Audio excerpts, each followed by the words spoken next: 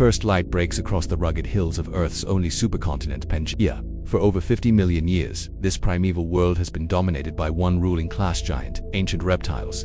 But now their era is nearing its end. A new evolutionary battle is underway. Across lush fern-covered plains, newly emerging reptilian species are locked in a struggle for dominance.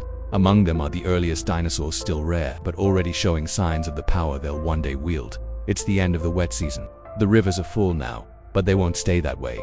Ahead lie 9 long dry months, and among the creatures best adapted to survive in these conditions are early dinosaurs like Coelophysis, lightweight, quick, and built for endurance. She needs little water and is perfectly engineered for speed and precision in the hunt.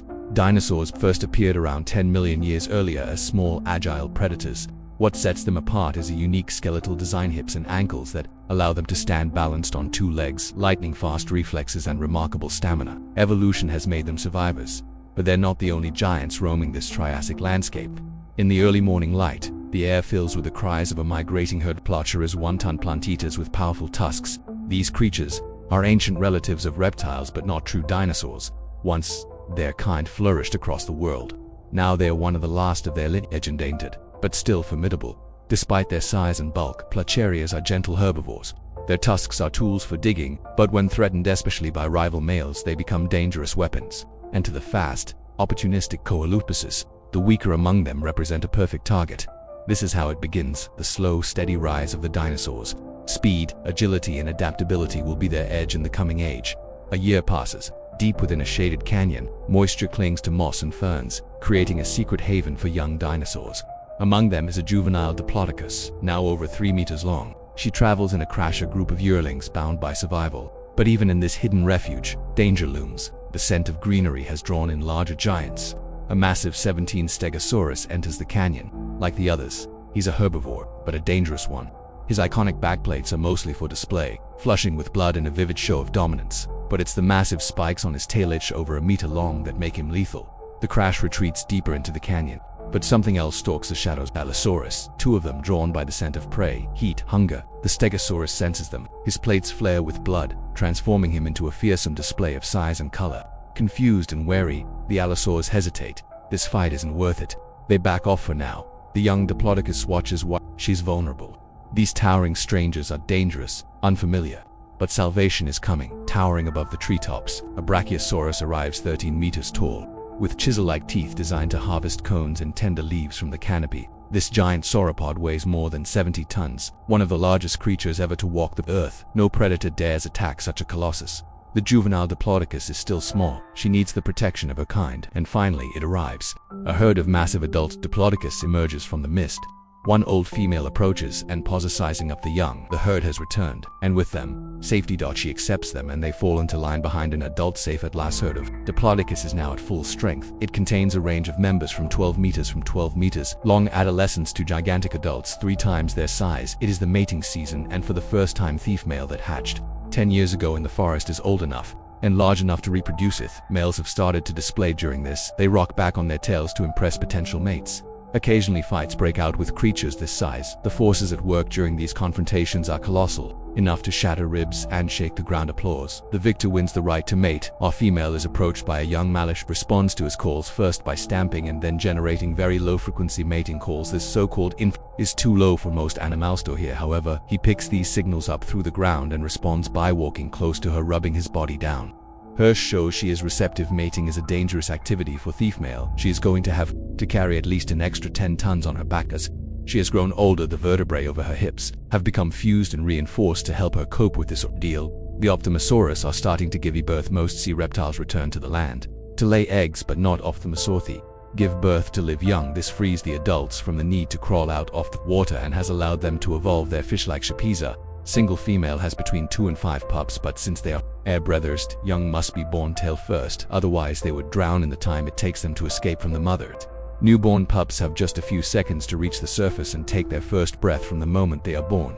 The little pups are vulnerable. These waters are full of predators. Even adult Ophthalmosaurus will eat the offspring of others to increase the chance of survival for their own pups. The only real safety is amongst the crags of coral. Birth is a dangerous time for the mothers. To this female is trying desperately to expel her unborn offspring, fighting for air. As she stays near the surface, struggles are a lure to sharks. These predators have acute hearing, and the sound of splashing betrays an animal In distress as perfectly evolved killing machines, sharks were patrolling the oceans long before. Marine reptiles appeared after 20 minutes. Her exertions are exhausting her. She is having to breathe more frequently. Sharks start to move in closer suddenly. Something lurking in the gloom scatters the shark sheet. Heat up Herolip Pleurodon. At 150 tons, it is the largest and most powerful carnivore ever to live on the planet in the early Cretaceous. The movement off the continents is not only breaking up the giant northern and southern land masses, but it continues to push up seal valves. This has opened up new seaways and coastlines where once there was solid land. Now there are ragged cliffs buzzing with a colorful abundance of flying reptiles. Pterosaurs have filled the skies for 100 million years, and many species are. No huge wingspans of 6 meters and more are common, but there is one species that dwarfs them.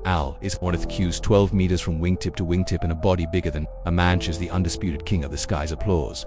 This giant is over 40 years old. Most of his life has been spent wandering the globe in search of food, but every year there is a dramatic interruption to this nomadic lifestyle. It will soon be time to find a Matayan. The rock ledges around him. The mating season for another pterosaur is well underway. The bizarro-looking tapara. Applause. Pterosaurs' wings are thin membranes of skin that stretch from elongated fingers on their forelimbs to the ends of their hind limbs. Their bones are hollow and very lightweight. They are masters of the air, but on land they are cumbersome with their legs joined up by the wing. Squatting on all fours, the males try and claim a prominent area from which to display to the females. Above they show off their colorful crests until one competitor backs down. A large crest is also a lure to the females. A potential mate soon makes a cautious approach, her head dipped in submission. As in any competition, there are lows assignable to secure himself a good display patch. This male is perilously close to a blowhole down. Here he has little chance of attracting a Mata. Instinct is telling the Ornithoceus that it is time to move on. He must leave Athea's shores and return to his breeding site in Europe on the other side of the world next to the Ornithus.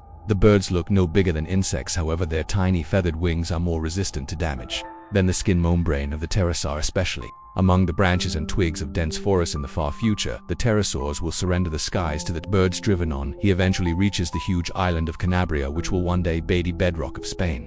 He is exhausted by his 14-kilometer journey. Ahead lies the mating ground of Aurea of his adult life. He has returned to this same spot to mate already. The beach is full of Maleornithecus noisily competing for space. As the old male approaches, he knows from experience that the nearer the center of this intimidating throng, the more attractive he will be to the femalesh. Head straight for the dominant position he has occupied in previous years, right in the middle, but this time he faces a challenge to his super. And again he tries to land, but the males on the ground fend him off. Eventually his wariness tells and he has to land elsewhere. His position among the males has been usurped by younger animals to advertise their vigor and size, to warn off rival males and to attract females out of the air. For the outcast, the world has been turned upside down. Managed to the outskirts of the mating area, he will be lucky to attract a female at all. In the blistering heat of midday, his instincts force him to keep trying. Females are unmoved. Occasionally some of these giant migrants get lost in the forest, but what for them is a minor problem can mean life or death for the Dinosaur clan. Applause. The noise these huge herbivores make prevents the Dinosaurus sentry from hearing other more threatening sounds. Applause. The giant carnivore has killed the dominant female. It is a bitter blow. Winter is coming, and without a lead female, there will be tension in the clan. In the gathering gloom, the cooler Saucus senses the drop in temperature and reluctantly leaves his summer home once again. He lumbers into the forest in search of a suitable shelter to hibernate through the cold, dark months that lie ahead. The low light also triggers a change in the forest plants. They stop growing and photosynthesis grinds to a halt. Some will shed their leaves, others will just lie dormant. Layla now have to work extra hard to find food, searching for fungus and nutritious roots beneath the forest floor. At this time of year, their survival strategy is to move to the heart of the forest, where it rarely freezes, and to keep active to maintain their body temperature. But as the clan gathers around a waterfall, it is clear that the summer have taken their toll. Only one hatchling has survived, and they still have no lead female out on the lava flows. A group of Annotaton wanders between islands of Grinerit. These animals are members of the Hydrosaur family, the most common group of dinosaurs in the late Cretaceous, but their kind has evolved to thrive in lush land swamps, not in an ash wilderness. Days have passed. The Triceratops carcass has been stripped, into the female Tyrannosaurus is beginning to tire of her male knows better than to stay gliding in from the coast. A magnificent pterosaur, Quetzalcoatlus, coatless, is hunting for food. This is now a rare sight. For the last 20 million years, these flying reptiles have been in decline. Now these 13 meters giants are the only ones left, and this is a dangerous place to be in. Crocodiles live in the lake, and one could easily drag the delicate glider to his death. Applause. Driven on to extinction, the skies of the future belong to seabirds that already flourish around. Humans have passed, and the female Tyrannosaurus has built a new nest. Camouflaged in the forest, mother keeps watch for the full 2 months of the egg's incubation. She will not leave her station or even eat. She knows her nest is a magnet to This Dromaeosaur Hiscocious approach is watched by the Tyrannosaurus. She judges exactly when he has got to velocity. He'd applause. One dinosaur that specializes in defense is the extraordinary Ankylosaurus. They are evolved to withstand attack even from giant predators like Tyrannosaurus at 7 tons. Ankylosaurus are so heavily armored that even their eyelids are denudant. If that wasn't enough, they have a formidable club on the end of their tails, but sadly not even these magnificent creatures who have any defense against the natural forces that are suffocating the world. Some months have passed and that Tyrannosaurus nest has been abandoned. There is no longer any sign of the protective mother, only a delphin busily burrowing into the sun. Are vulnerable to these mammals because they all lay their eggs on the ground, but size helps, and a Tyrannosaurus egg is a challenge for this marsupial. Soon, the age of the mammals will dawn and they will grow to massive sizes. Butat 10 kilograms. This is about as big as Cretaceous mammals get. Tyrannosaurus embryo inside the abandoned egg is already dead, sent as a lure to another Delphodony dinosaur. Embryos are not surviving in this volcanic environment because acidic pollution is preventing their eggshells from forming proper life. Mother is calling for a new mate. Tyrannosaurus have huge territories or hundreds of square kilometers. Her challenge is to attract a wandering malish. May have to call like this for weeks.